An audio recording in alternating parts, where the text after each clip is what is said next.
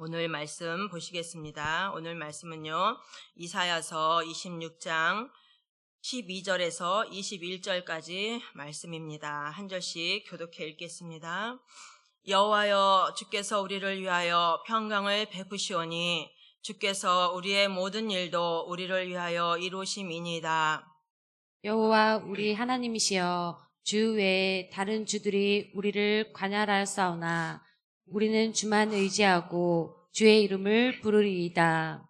그들은 죽었은즉 다시 살지 못하겠고 사망하였은즉 일어나지 못할 것이니 이는 주께서 벌하여 그들을 멸하사 그들의 모든 기억을 없이 하셨음이니이다. 여호와여, 주께서 이 나라를 더 크게 하셨고 이 나라를 더 크게 하셨나이다. 스스로 영광을 얻으시고 이 땅의 모든 경계를 확장하셨나이다. 여호와여, 그들이 환난 중에 주를 앙모하였사오며 주의 징벌이 그들에게 임할 때에 그들이 간절히 주께 기도하였나이다. 여호와여, 잉태한 여인이 상기가 임박하여 상고를 겪으며 부르짖음같이 우리가 주 앞에서 그와 같으니이다. 우리가 잉태하고 산고를 당하였을지라도 바람을 낳은 것 같아서 땅에 구원을 베풀지 못하였고 세계의 거민을 출산하지 못하였나이다. 사랑하고 그들의 시체들은 일어나리이다. 티끌에 누운 자들아, 너희는 깨어 노래하라. 주의 이슬은 빛난 이슬이니 땅이 죽은 자들을 내놓으리이다. 내 백성아, 갈지어다. 내 밀실에 들어가서 내 문을 닫고 분노가 지나기까지 잠깐 숨을 지어다. 보라, 여호와께서 그의 그의 처소에서 나오사 땅의 거민의 죄악을 벌하실 벌하실 것이라. 것이라. 땅이 그 위에 잦았던 피를 드러내고 그 살해 당한 자를 다시는 덮지 아니하리라. 아멘. 제목도 함께 보겠습니다. 여호와를 영원히 신뢰하라. 이 제목으로 말씀을 나누겠습니다. 엎드리려면 콧물이 나와갖고 머리가 우리 성도들 옆에 한 사람 축복해 주겠습니다. 사랑하고 축복합니다. 이게 어디서 이렇게 많이 생기는지 풀어도 이게 계속 나오니 목으로 또 넘어가니까는 막 이게 좀 힘드네요. 목소리가 좀 고르지 않아도 이해하고 들어주시길 바라겠습니다. 우리가 지난 시간에는 이런 말씀을 나눴어요. 지금 이 이사야 24, 25, 26, 27장은 소계시록, 소묵시록이라고 하고 이사야의 종말론을 지금 말씀을 나누고 있습니다. 그래서 지난 시간에는 우리가 이 마지막 때가 되면 이 잠자는 자들의 영혼들이 많이 있고 또 적그리스도가 나타나면 이 마음들이 흔들리고 배교하고 배반한 일들이 많이 생긴다고 했어요. 그런데 하나님께서 구원하는 자는 어떤 자를 구원하느냐? 심지가 견고한 자를 하나님께서 구원하시고 평강을 주신다고 말씀해 주셨어요. 그럼 반드시 견고하다, 흔들릴 일이 있다라는 것이죠. 적그리스도가 나타나면 반드시 믿음에 흔들릴 일들이 있다라는 것입니다. 그래서 그 환경과 어떠한 일들이 일어난다 할지라도 흔들리지 아니하고 견고한 심지를 가진 자, 주님만 의지하는 자, 이런 자들은 하나님께 구원을 받을 것이요. 또 악인들은 하나님의 말씀을 들려주고 또 보여주고 한다 할지라도 그들은 깨닫지 못한다고 했어요. 결국 깨닫지 못하면은 하나님의 심판을 면할 수 없겠죠. 결국은 그들은 하나님의 심판으로 멸망할 수밖에 없는 자들로 또 지옥 심판을 받을 수밖에 없는 자들로 그렇게 되어진다고 말씀을 드렸습니다. 오늘은 12절부터 21절 이 말씀은요, 12절이 가장 핵심적인 말씀이에요. 오늘 이 12절 말씀이 이들이 이 마지막 때에 되어질 일들, 하나님께서 약속한 일들이 되어지는 것들을 보면서 먼저 하나님께 찬양을 이제 올려드리는 이 이제 구절입니다. 12절이. 오늘은 이 구원의 찬송으로 시작해서 결국은 이 악인들은 죄의 심판을 받을 수 없는 그러한 존재, 하나님의 심판을 이제 마지막 때에 이제 보여주시는 그 말씀으로 마무리가 됩니다. 12절에 이제 한 절씩 한번 말씀을 나눠보겠습니다. 12절에 여호와여, 주께서 우리를 위하여 평강을 베푸시오니 주께서 우리의 모든 일도 우리를 위하여 이루심이니이다. 이들이 이제 예수 그리스도께서 심판하시러 다시 이제 이 땅에 재림주로 오실 때 이들이 이제 이 환경을 다 보는 거죠. 이사야의 눈을 열어서 보여주면서 먼저 이제 하나님 앞에 찬양을 올려드리는 거예요. 주님께서는 우리의 과거의 일 모든 일도 누구를 위하여? 우리를 위하여 이루어 주신 줄을 믿습니다. 그리고 이미 평강을 베푼 게 아니라 미래의 언어잖아요. 여호와께서 우리를 위하여 평강을 베푸실 것이라고 말씀을 하는 거예요. 그러면 왜 하나님께서는 우리에게 평강을 베푸실 것인가? 그러면서 13, 14절은 첫 번째 이제 그 이유의 고백이 나오고요. 15절에는 그 이유가 이제 두 번째로 나오고, 그 다음에 16절에서 21절까지는 세 번째, 왜 우리가 평강을 하나님께서 베푸시는 건지 그 이유가 이제 나옵니다. 그러면서 여기서 하나님께서 13절에 함께 보시겠습니다. 여호와 우리 하나님이시여 주 외에 다른 주들이 우리를 관할하였사오나 우리는 주만 의지하고 주의 이름을 부르리이다. 이 앞에 주는 여호와 하나님을 말하는 것이고요. 주 외에 다른 주들은 여기서는 적그리스도들을 말하는 거예요. 또 이 이스라엘 백성들에게는 바알 신이나 많은 신들을 섬겼죠. 그 신들이 우리를 관할하고 우리를 다스렸지만 이제 우리는 하나님의 그 약속을 믿고 하나님만, 주님만 바라본다는 거죠. 주님만 의지한다고 말하고 있죠. 주 안에서 이렇게 하나님만 바라보겠습니다. 이제 이 마지막 때에 7년 때 환란이 오면 적그리스도가 나타날 텐데 3년 반 환란이 오고 3년 반 때 적그리스도가 이제 높은 신상이 세워진다는 것이죠. 그리고 그 3년 반 이후에는 엄청난 환란이 이제 올 것이라는 거예요. 그러면 이 적그리스도가 나타나게 되면은 이 적그리스도는 모든 법을 다 장악할 것이고 모든 경제를 장악할 것이고 경찰, 권력, 언론 이 모든 것들을 다 장악할 것이란 말이죠. 그러면 이 온 세계가 이 적그리스도로 또 이 적그리스도와 함께 거짓 선지자들도 있을 것이고요. 또 이 적그리스도와 붙어서 세상의 권력을 누리는 자들이 있을 것이란 말이죠. 그럼 이들이 우리가 이 세상을 이들이 이런 것들로 다 장악을 할 때에 이 세상을 과연 누가 이것을 어떻게 무너뜨릴 것이며 이 속에서 어떻게 우리를 구원하실 것인가 라고 생각할 수도 있다는 것이죠. 그런데 하나님의 말씀은 이 마지막 심판 때가 어느 날 딱 오른 것이 아니고 이미 다 요한계시록에도 말씀해 놨고 또 마태복음 24장 25절에도 이 마지막 때 예수님의 재림 때를 24장 25장 말씀한다고 했습니다. 그러면 우리 믿는 자들은 그 말씀을 보면서 마지막 때는 어떤 현상들이 일어나겠구나, 어떤 일들이 일어나겠구나, 그래서 잠자는 것이 아니라 깨어서 기도하고 깨어서 말씀을 알아야 된다는 것이죠. 근데 우리가 알면은 준비할 수 있지 않겠습니까? 근데 말씀을 몰라. 그러면은 그런 일이 환란이 닥치면은 이게 무슨 일이지? 그러면서 사실 그 적그리스도 사단 마귀에게 쓰임 받는 자들이 있을 거 아니에요. 적그리스도. 그러면 우리가 그 앞에 신상에 절하고 그를 섬기고 그런 일들이 있을 거란 말이죠. 근데 우리는 잠깐 그 몇 년을 견디기 위해서 편할 수는 있겠지만 견디기 위해서 그 신상에게 절을 하고 그 신을 섬긴다 하면은 이제 우리는 구원받는 백성이 될 수가 없겠죠. 그 날이 반드시 이제 올 거라는 것입니다.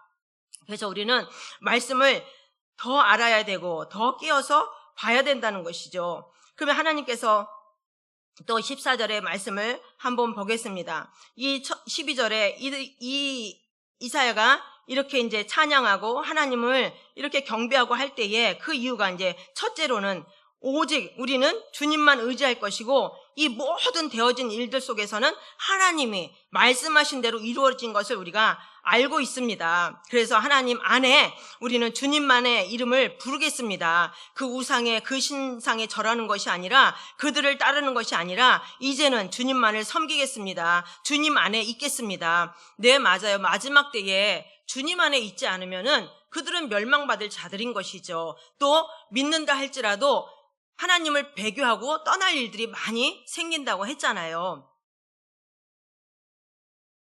여러분도 지금 신앙을 한번 이렇게 돌이켜보면은 우리나라만 해도 70년대, 80년대 그 신앙생활을 하는 사람들과 오늘날 지금 신앙생활 하는 사람들과 그 마음이 어떨 것 같아요? 많이 다르죠.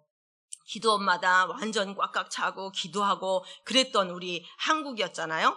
그런데 지금은 기도원들마다 다 이제 코로나 이후로 더 많이 텅텅 비고, 또 기도하는 자리는 점점 비어가고, 또 큰 교회들은 큰 교회여서 뭐 새벽기도 나오는 사람들이 엄청 많을 것 같죠? 우리 김경희 여사님 그 전에 새벽기도 잠깐 안 할 때에 이 동네 사방 다 돌아다닌 거예요. 새벽기도를 하려고.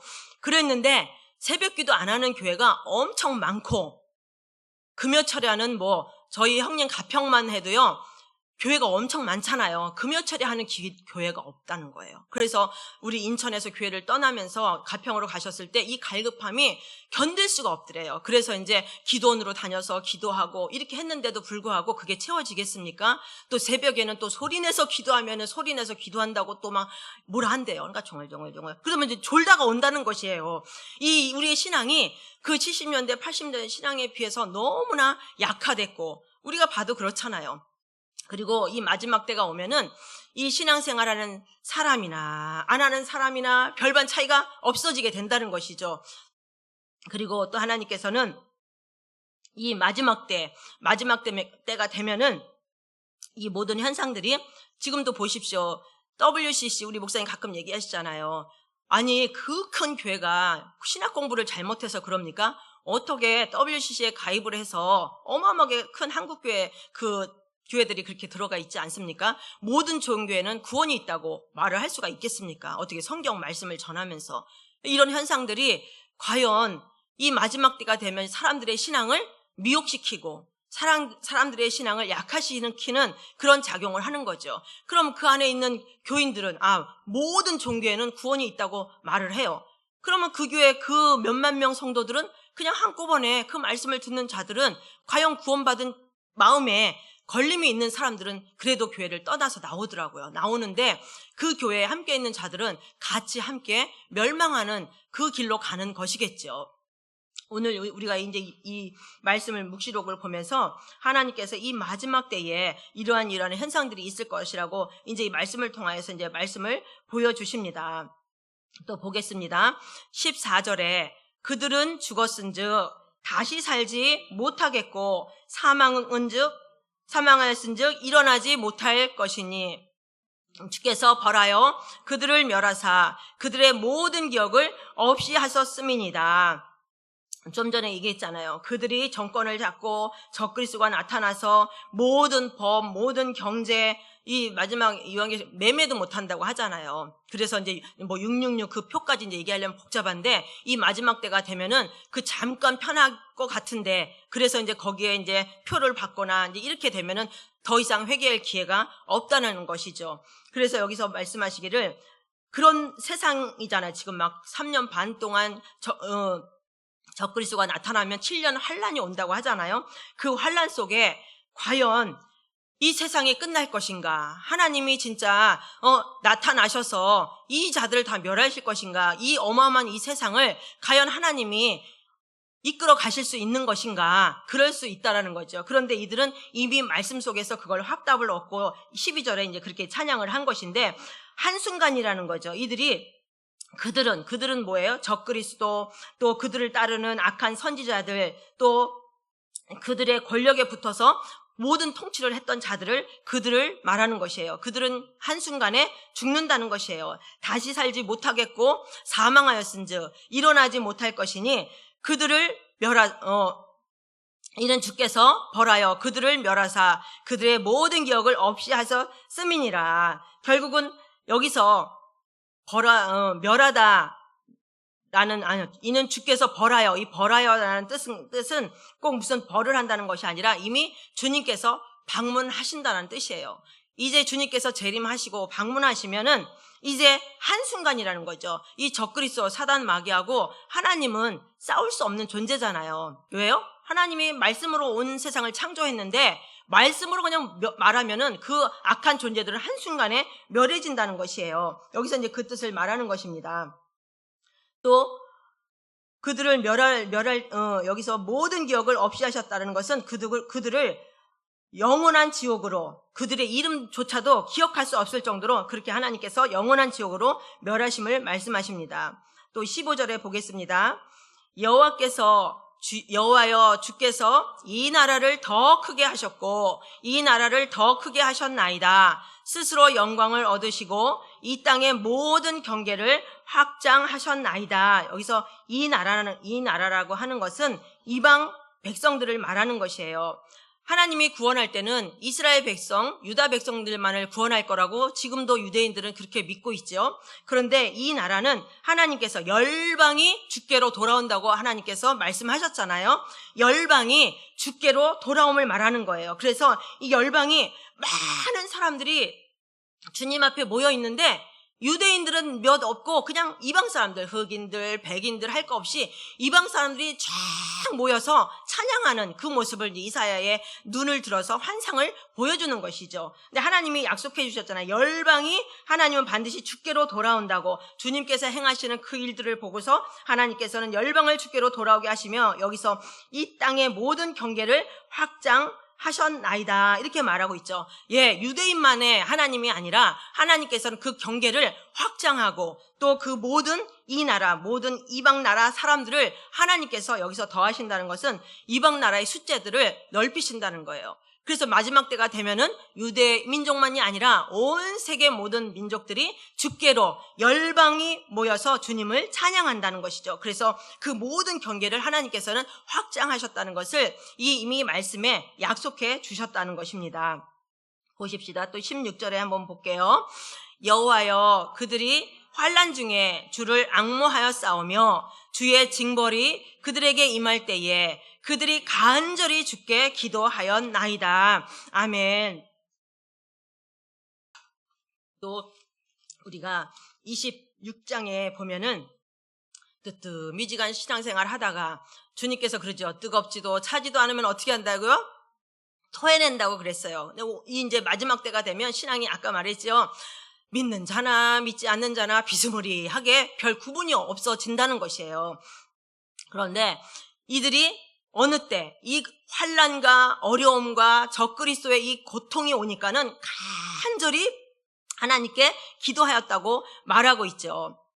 하나님께서는 여기서 말하기를 주의 징벌이라고 말하고 있죠. 여기서 주의 징벌은 무엇이냐면 적그리스도도 사단 마귀가 붙잡고 쓰는 적그리스도가 나타날 거 아닙니까? 근데 이 적그리스도도 하나님께서 허락하심에 이 적그리스도가 활동을 하는 것이죠. 왜 하나님, 왜 이 하나님께서 이 적그리스도를 이 땅에 보내셔서 이렇게 믿는 자들에게 고통을 주셨습니까? 이제 이럴 수도 있는데 이 적그리스도도 분명히 이 주의 징벌로 나타나는 것입니다. 그러면 성경에 이제 요한계시록이며 여기도 말하는 것처럼 이 적그리스도가 나타나면 무엇을 할 것인가? 그리고 이 적그리스도는 어떻게 끝날 것인가? 이미 성경에 계시록에 다 예언돼 있단 말이죠.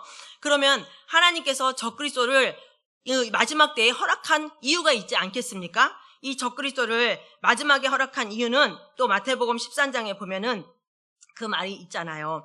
그 열처녀, 지난 시간에도 말했죠. 열처녀 등불을 가지고 있는 열처녀, 기름을 준비한 열처녀도 있고 기름을 준비하진 5처녀도 있지만 이들은 다 앉았다 잤다.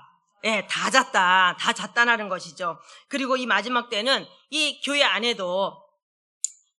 다 알곡만 있는 거 아니죠, 여러분? 무늬만 왔다 갔다, 마당만 밟고 왔다 갔다 하는 사람들도 있다는 거죠. 그러면은 가라지를 뽑으려다가 뭐를 뭐까지 뽑아요? 알곡까지 뽑는다고 하셨잖아요. 그래서 그냥 가만히 놔둬라. 이제 마지막 때가 되면은 하나님께서 이제 심판할 때에 알곡과 가라지가 구분된다고 말씀하셨잖아요. 그럼 이 적그리스도를 왜 이 땅 가운데 이 마지막 때 예수님 재림 직전에 보내주셨는가? 하나님을 믿는 자와 믿지 않는 자, 알곡과 가라지를 구분하기 위한 것이에요. 우리가 말씀을 읽었지만 지난 시간에도 그냥 뜨뜻미지근하게 신앙생활 하다가 나에게 어려움이 와, 고통이 와, 환난이 와. 그러면 어떻게 해요? 그때 이제 또 자기의 신앙이 이제 드러나겠죠. 신앙이 정말 있는 사람들은 어디로? 하나님께로 나아가고 하나님께 기도하고 하나님만 신뢰하고 의지하고 나갈 거란 말이죠. 근데 이 환난이 오고 어려움이 오고 고통이 와. 그러면 이제 신앙이 별로 없어. 그러면 이제 세상 밖으로 나갈 수도 있다는 것이죠. 그래서 하나님은 우리에게 이렇게 7년 대환난을 주시는 이유는, 적그리스도를 주신 이유는 알곡과 가라지를 구별하는 도구로 이 적그리스도를 쓰시는 것이란 말이죠. 또 에베소서의 5장에 보면 또 성도들이 잠을 잔다고 했어요. 그리고 이 성도들이 잠을 자고, 성도 믿는 자잖아요. 믿는 자인데 아까 그 열처녀도 마찬가지로 잠을 자는 거예요. 이 마지막 때는 사단이 미혹해서도 잠을 잘 것이고, 이 신앙이 그냥 뜨뜻미지간 신앙으로 이 세상과 같이 이렇게 이제 섞여서 가는 신앙이어서 이렇게 이제 잠을 잘 수도 있고, 이 잠에는 여러 가지 이유가 있겠죠. 세상에 빠져서, 하나님 믿는 자들도 믿는다고는 하지만 세상에 빠질 수 있잖아요. 왜? 큰 교회들 일부 예배, 7시 예배 드리고 다 얼른 가요? 골프 치러 가고 취미생활하고 뭐하고. 그럼 그들 안에 신앙이 과연 얼마만큼 있을까요? 그 주일날 온전히 주님을 위해서 헌신하고 봉사하고, 또 주일만큼은 하나님의 날이기 때문에 내 오락을 금하라고 분명히 하나님께서는 말씀해 주셨건만, 큰 교회들은 대부분 7시, 또 놀러 가고 싶으면 9시 예배를 드리고 그렇게 드리고 간다라는 것이에요. 고백을 해요. 그러다가 이제 큰 사고 만나기도 하고 뭐 별일을 다 겪기도 하지만은, 이것이 그 말씀에는 자기의 오락을 위해서 하지 말라고 함에도 불구하고 말씀과 상관없이 사는 거잖아요. 그냥 예배의 도장만 찍는 신앙이 밖에 될 수 없다는 것이죠. 그래서 하나님은 이렇게 세상에 빠진 자들, 그래서 하나님은 이 적그리스도를 이 마지막에 보내신 것은 1차적으로는 교회를 심판하기 위함이라는 것이죠. 하나님은 이 이사야 앞부분에도 먼 이방 백성들을 심판하는 것이 아니라 먼저 누구를 심판해요? 내 자식 먼저 이제 패는 거예요. 잘못된 걸 먼저 때리듯이. 그러니까는 이 적그리스도가 나타났을 때는 누구를 교회를 심판하는 것이에요. 교회는 곧 누구예요? 우리 개인일 수도 있고, 이 전체적인 하나님이 세우신 교회일 수도 있는 것이죠. 그래서 하나님께서는 이 말세에 교회의 심판, 징계, 타락하는 이 교회들을, 타락한 거지 뭐예요? 모든 종교에도 구원이 있다고. 그 어마어마하게 큰 교회가 시작은 그렇게 하지 않았을 거예요. 시작은 참 하나님 말씀대로 갔는데 어느 순간인가 변질되는 게 참 무섭잖아요. 어떻게 그렇게 변질이 될 수 있을까? 하나님 외에는 성경에 누가 신이 될 수 있겠습니까? 아무도 없음에도 불구하고 모든 종교에는 다 구원이 있다고 말하는, 결국은 이 교회가 이 마지막 때가 되면 타락으로 가게 돼 있다는 것이죠. 그래서 하나님께서는 이것을 벌로 이제 이 적그리스도를 보내주신다는 거죠. 그래서 적그리스도의 그 어려움과 고통을 당할 때 알곡과 가라지가 분별될 것이고, 뜨거운 자가 차가운 자가 분별될 것이고, 가짜와 진짜가 구별이 되겠죠. 그래서 하나님께서는 여기서 주의 징벌이 그들에게 임할 때에 그들이 간절히 주께 기도하였나이다 이러는 것이에요. 주님이 심판할 때에 얼마나 고통스럽습니까? 우리도 또한 마찬가지로 그 환난을 겪으면은 견디기가 어렵겠죠. 그런데 하나님께서는 그럴 때 누구를 찾아야 되느냐? 주님을 간절히 찾아 기도하라는 것이죠. 우리가 피할 곳은 어디밖에 없어요? 하나님밖에 없다는 것이죠. 세상으로 피할 수도 없는 거고, 세상의 물질로 피할 수도 없는 거고, 권력과 명예로 피할 수도 없는 것이라는 것을 하나님께서 간절히 나에게 찾고 기도하라고 말씀하시는 것입니다. 그래서 이 말세 때, 마지막 때에 정신을 차려야 된다는 것이죠. 왜? 잠에 취해서 세상이 어떻게 돌아가는지도 모르고 이 마지막 때가 어떻게 오는지도 모르고 분간을 못하면 어떡하겠습니까? 그 마지막 때를 맞이할 수 없겠죠. 그 마지막 때를 견디고 이겨낼 자가 없다라는 것입니다. 그래서 하나님께서는 이렇게 또 말씀을 통하여서 우리가 이 마지막 때, 또 마지막 말세 지말에, 말세 끝에 산다고 하잖아요. 끝에 살기 때문에 계시록이든지 이런 이사야의 작은 소계시록을 보면서 우리가 마지막 때에 무엇을 준비하고 살아야 할 것이며 어떻게 살아야 할 것이며 이런 것들을 말씀을 통해서 더 내 마음 가운데 확신을 갖고 주께로 나아가기를 바라겠습니다. 아멘. 또 보겠습니다. 16절, 17절이죠.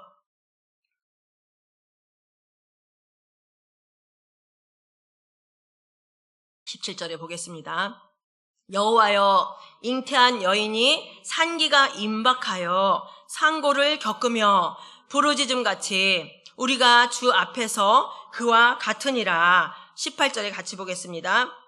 우리가 잉태하고 상고를 당하였을지라도 바람을 낳은 것 같아서 땅의 구원을 베풀지 못하였고 세계의 거민을 출산하지 못하였나이다. 이렇게 말하고 있죠.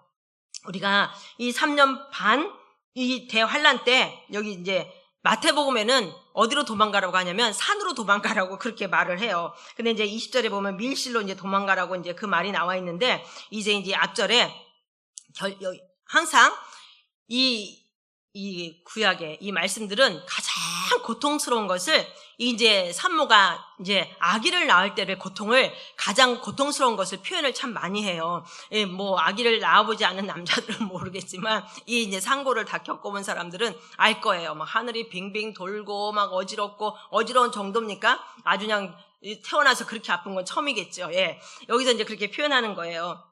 우리가 17절에 잉태한 여인이 상기가 임박해. 얼마나 상기가 임박하다는 거는 이제 아기가 뱃속에서 도는 거죠. 얼마나 고통스럽고 얼마나 아프고, 근데 부르짖는다는 것이죠. 부르짖는데 그의 이제 부르짖어도 그것이 이루어졌느냐 이제 말씀하는데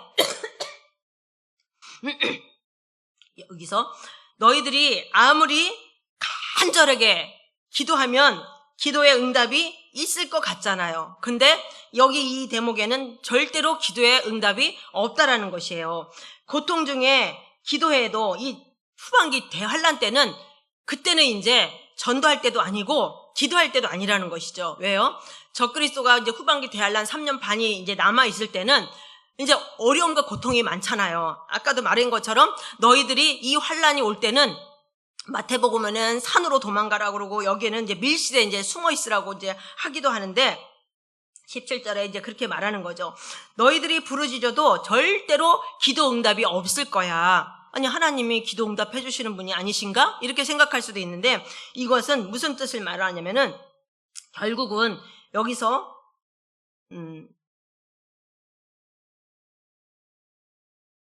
18절의 표현이 참 재밌죠. 우리가 잉태하고 상고를 당하였을지라도 바람을 낳은 것 같아서, 아니 산모가 아기를 낳아야지 바람을 낳았다고 이렇게 표현하고 있잖아요. 이 표현이 참 재밌다는 생각도 들어요. 결국은 이것은 무엇을 말하냐면, 이때에는 아무리 고통스럽고 아무리 힘들고 아무리 어려워서 하나님 제발 살려달라고 제발 살려달라고 기도를 해도 기도의 응답이 없을 때라는 것이에요. 이것은 무엇을 말하냐면, 하나님께서는 이미 적그리스도가 나타나서 후반기 3년 반에 그 어려움과 고통이 있을 것이라고 말을 했잖아요. 그러니까 그것은 그때 3년 반 남은 기간에 참고 견디고 인내해야 돼야지, 만약 예를 들어서 이제 산에 이제 숨어 있으라고 했는데 이제 배가 고파서 나왔는데 이 적그리스도 이제 이런 자들한테 붙잡힌 거예요. 붙잡히면 이제 죽는 거예요. 죽으니까 이제 기도를 할 거 아니에요. 하나님 제발 내 남편이 잡혔다고, 이제 죽게 생겼다고, 제발 도와달라고, 제발 살려달라고, 저 적그리스도를 멸하게 해달라고, 적그리스도를 없애게 해달라고 아무리 부르짖고 기도해도 기도의 응답이 있다 없다? 없다라는 것이에요. 왜? 하나님께서는 이미 3년 반은 이 적그리스도가 그 환난과 그것을 이제 고통을 주는 그 시간으로, 징계의 시간으로 약속해 줬단 말이죠. 그러면 또 하나 예를 들어서 이스라엘 백성들이 하나님을 배반하고 우상을 섬겨서 바벨론 포로로 끌려갔죠. 바벨론 포로로 끌려갔을 때 하나님께서 약속하신 것은 몇 년이었어요? 70년. 너희들이 70년이 다 차야 이제 다시 돌아올 것이라고 약속을 해주셨잖아요.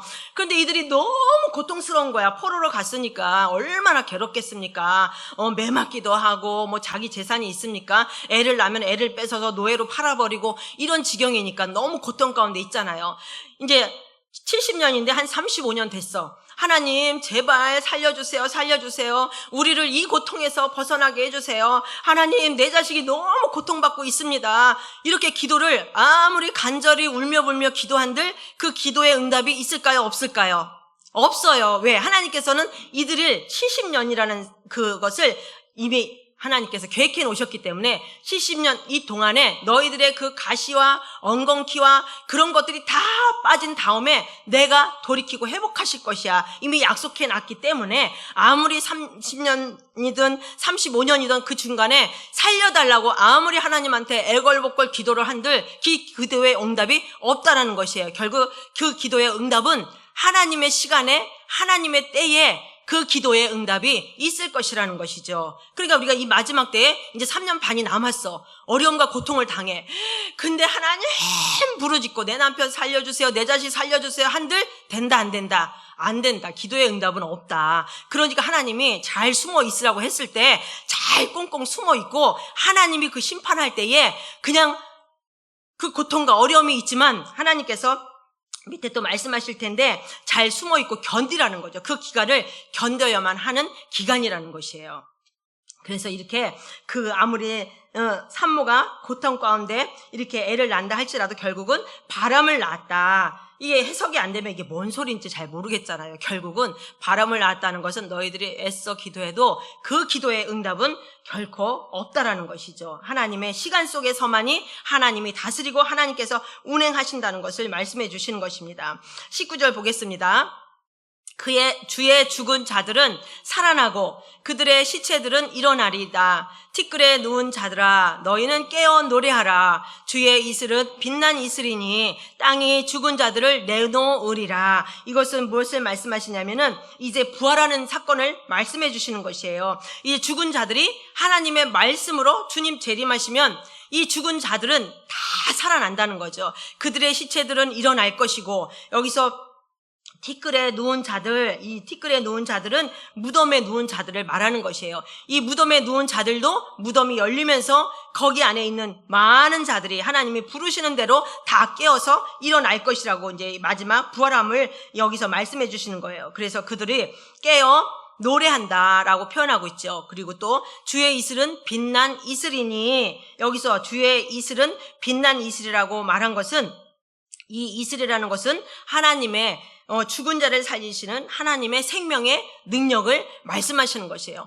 하나님은 말씀으로 이 세상을 창조했기 때문에 그냥 말 한마디로 이제 부활의 사건들이 다 일어나는 것이죠. 무덤에 깨어 일어나라 하면 무덤에서 많은 영혼들이 깨어서 일어날 것이고 또 우리가 살아있다면 우리가 변화돼서 하나님의 부활체로 이제 올라갈 것이고 죽은 자들은 다 그 에스겔의 골짜기처럼 이 뼈 저 뼈 막 이런 것들이 맞춰져서 하나님의 생계가 되어서 하나님의 군대가 되었던 것처럼 이때에도 하나님의 영이 하나님께서 말하는 대로 명령하는 대로 이 영들이 다 살아나서 부활체를 입고 하나님을 높이 높이 찬양하는 그 말씀을 지금 하고 있는 것입니다. 그리고 결국 이렇게 말하고 땅이 죽은 자들을 내어놓으리라. 이제 이것이 이 마지막 때의 부활 사건을 말씀하시는 것입니다. 예수님의 재림이 오시면은 이 부활 사건이 일어나는 것을 말씀을 통하여서 말하는데 대역전 드라마가 생기는 거죠. 왜? 지금 그 7년 동안 그 환난과 고통과 적그리스도 인하여서 죽어가는 사람도 있을 것이고 고통받는 자들도 있을 것이고 정말 이 세계가 어떻게 정말 변화될 것인가? 이렇게 하는데 한순간이라는 거죠. 하나님의 이 주님이 이 땅에 오시고 재림하시면 한순간에 이 악한 자들은 다 떠나가게 되게 하고 정말 대역전의 드라마가 펼쳐지는 그 광경이 오는 것이겠죠. 또 심판과 회복이라는 말씀의 20절에 한번 보겠습니다. 20절에는 여기서 내 백성아 갈지어다 내 밀실에 들어가서 내 문을 닫고 분노가 지나기까지 잠깐 숨을 지어다. 이것이 이제 말씀으로 하나님께서 이제 심판하는 때가 오는데 너희들 믿는 자들은 뭐라고 그래요? 밀실에 들어가라는 거죠. 숨어 있으라는 거예요. 그리고 내 문을 닫고 내가 이 심판하는 이 분노가 지나기까지 이제 숨을 돌리고 꽁꽁 숨어 있으라고 이제 말씀을 해주시는 것이에요. 하나님의 이 재림이 오고 또 말씀으로 이 심판할 때에 믿는 자들은 이 밀실, 숨는 공간, 이 어려움 가운데 아까 마태복음에는 산으로 도망가라고 했던 것처럼 여러분들은 어떻게 해요? 그 밀실에 들어가서 문을 꼭꼭 닫고 지금 하나님의 대심판이 이루어지니까는 이제 잠깐 숨어 있으라는 거죠. 근데 잠깐이죠. 잠깐 숨어 있으면 하나님이 그 대심판을 이루시고 하나님의 백성들은 다 하나님의 새하늘과 새 땅과 새 예루살렘으로 하나님께서 부르실 것이라는 거예요. 그래서 하나님과 함께 천년 왕국을 누리며 살 것이라는 것이죠. 21절에 한번 보겠습니다. 21절에 보라 여호와께서 그의 처소에서 나오사 땅의 거민의 죄악을 벌하실 것이라. 땅이 그 위에 잦았던 피를 드러내고 그 살해당한 자를 다시는 덮지 아니하리라. 성경의 이 보라 이 말씀은 굉장히 중요하게 봐야 될 대목이고 굉장히 이 말씀을 강조하는 이 이제 구절이라는 것이죠. 그래서 앞에 여기 또 이제 보라 말씀하시는데 결국은 여호와께서 그의 처소에서 나온다는 것은 주님이 친히 방문하신다는 것입니다. 그래서 주님이 친히 방문하시면 어떻게 되는가? 이 땅의 거민들, 이 악한 자들, 또 이 적그리스도와 또 그 거짓 선지자들, 적그리스도에 붙어서 이 세상을 주관했던 자들, 이것들을 말하는 거예요. 땅의 거민들, 그들의 이 죄악을 누가? 하나님께서 벌하실 것이라. 그리고 땅이 그 위에 잦았던 피를 드러내고 그 살해당한 자를 다시는 덮지 아니하리라, 이렇게 말하고 있는데, 결국은 하나님이 직접 방문하시면 이제 모든 이 땅의 죄악을 다 드러내시고 심판하신다는 이 결론의 말씀입니다. 우리가 이 말씀을 통하여서 결국은 하나님께서는 이 마지막 때에 우리 성도들이 어떻게 살아야 되는지를 또 말씀을 통해서 보여주시잖아요. 반드시 이제 7년 대환란이 올 텐데 그 안에 이 말씀이 없는 자들은 결국은 배역하고 흔들리고 또 세상으로 떠날지 모르지만, 우리는 비록 환란과 고난과 어려움이 온다 할지라도 누구께 피해야 될까요? 결국 피할 것은 하나님밖에 없는 거죠. 또 피할 이 마지막 장소는 우리가 산을 파고 거기로 갈 것입니까? 또 어디를 가겠습니까? 교회 안에 하나님이 함께하는 이 교회 안에 있어서 피할 것, 하나님 안, 교회 안에서 피할 것이라는 거죠. 세상 사람들은 하나님께서 이 교회를 주셨잖아요. 교회라는 것은 하나님께서 친히 만드신 교회에, 이 마지막 때의 사람들은 믿는 자들도 자꾸 배역하고 떠나고 하지만, 믿는 자들은 자꾸 하나님 앞에 말씀으로 모이고 또 말씀 듣는 자리에 모이고 또 이것이 하나님 안으로 피하는 것인 줄로 믿습니다. 그래서 마지막 때는 하나님 안에 피하는 자들만이 반드시 하나님의 심판을 견딜 수 있는 자들이 된다는 것이죠. 여러분도 이 마지막 때에 요한계시록에 가면 그 말씀들이 더 자세히 나오겠지만, 이것은 이제 소계시록이니까 이 요한계시록의 이사야를 통하여서 마지막 때는 이런 일들이 있겠구나, 이것을 마음에 준비를 하라는 거죠. 준비를 하면은 그것을 대비할 수 있잖아요. 근데 말씀도 모르고 준비하지 못하면은 이 어려운 환난 때에 당해낼 자가 없다라는 것이죠. 그래서 이 하나님의 말씀을 무시하고 믿던 자들도 떠나고 배역하는 일들이 많이 올 것이라고 이제 말씀을 하는 것이에요. 그렇지만 결국은 이 인내하고 참고 견디면 반드시 하나님께서 그 의인들을 구원하신다고 말씀해 주셨잖아요. 의인은 누구예요? 우리가 거룩해서 아니면 우리가 잘해서가 의인이 아니라 예수 그리스도의 보혈의 피로 우리를 의인이라고 칭해 주셨잖아요. 그래서 우리 하나님이 의인이라고 이 칭하는 자들, 하나님을 끝까지 신뢰하고 믿는 자들, 또 하나님의 약속대로 내가 반드시 올 것이다라고 약속하고 내가 오기 전에는 이러한 일들이 있을 것이라고 오늘 또 말씀을 통하여 주셔서 하나님의 말씀을 들었습니다. 여러분, 이 말씀을 듣고 이 마지막 때가 되었으므로 우리는 더욱더 잠에서 깨어나고 정신을 차리고 또 하나님의 말씀을 내 가운데 중심에 삼고, 어떠한 환난과 어려움이 올 수 있단 말이죠. 오더라도 우리는 이 마음이 흔들리는 것이 아니라 견고한 심지를 가지고 주께로 더 가까이 나아가야 될 줄로 믿습니다. 아멘. 우리가 오늘 이 말씀을 한번 생각하면서 잠깐 통성으로 또한 기도하겠습니다. 이 마지막 때 과연 나는 흔들리지 않는 믿음을 가질 수 있는가? 우리는 그렇기 때문에 더 하나님 앞에 성령으로 하나님 임해달라고 하고, 또 그 말씀들을 또 세상을 이기며 나갈 수 있는 그 힘을 달라고 하나님께서 우리 믿는 자들을 반드시 함께 하실 것을 믿고 보호하실 것을 믿고 이 시간 잠깐 통성으로 기도하겠습니다. 주여! 사랑의 하나님, 아버지 고맙고 감사합니다. 우리가 이 말세지 말에 살고 있습니다. 이 말세에는 우리를 유혹하는 자들이 많을 것이고, 또 이 적그리스도가 나타나서 기적과 이사를 행하며 믿는 자들을 유혹하고 하나님 믿는 자리에서 떠나게 하는 일들이 많이 생길 거라 말씀.